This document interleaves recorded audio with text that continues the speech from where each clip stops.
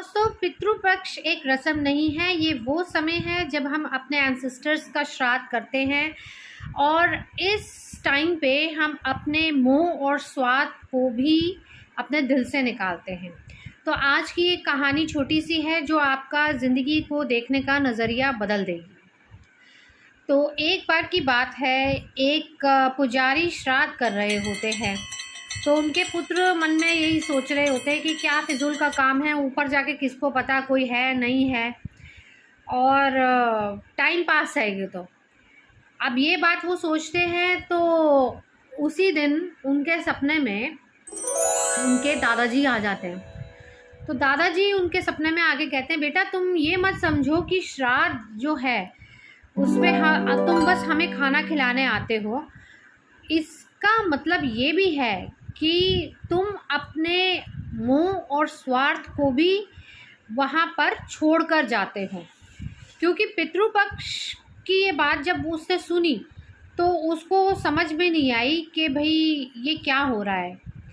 तो वो सुबह सुबह पुजारी जी उसके गुरु भी थे, तो वो उनके पास गया और उन्होंने बताया कि ऐसा ऐसा मुझे सपना आया, दादाजी कल सपने में आए और उन्होंने मुझे ऐसा बोला है।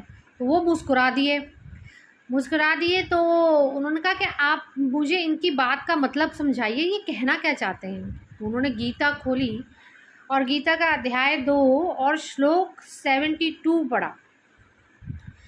श्लोक 72 हमको ये सिखाता है कि जो इंसान अपने मोह को और अपने स्वार्थ को त्याग देता है, अंतिम समय तक के लिए त्याग देता है, उसके लिए प्रभु द्वार खोलते हैं और उसके लिए हर चीज़ बहुत आसान हो जाती है। हर तरीके से उसके पास ब्लेसिंग आती है। कृष्ण जी की ब्लेसिंग आती है और अपने पितरों की भी ब्लेसिंग आती है।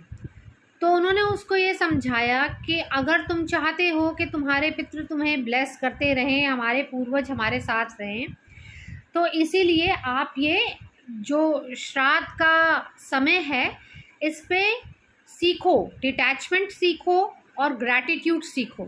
ग्रैटिट्यूड इसलिए कि आपने जो हमें दिया, अपना नाम दिया, अपनी लास्ट नेम दी जो अभी तक चलती आ रही है और जो हमें ब्लेस कर रही है, जिसके वजह से हम अभी तक कमा पा रहे हैं, खा पा रहे हैं, जी पा रहे हैं और रह पा रहे हैं एक अच्छे घर में। डिटैचमेंट सीखो कि कुछ भी परमानेंट नहीं है।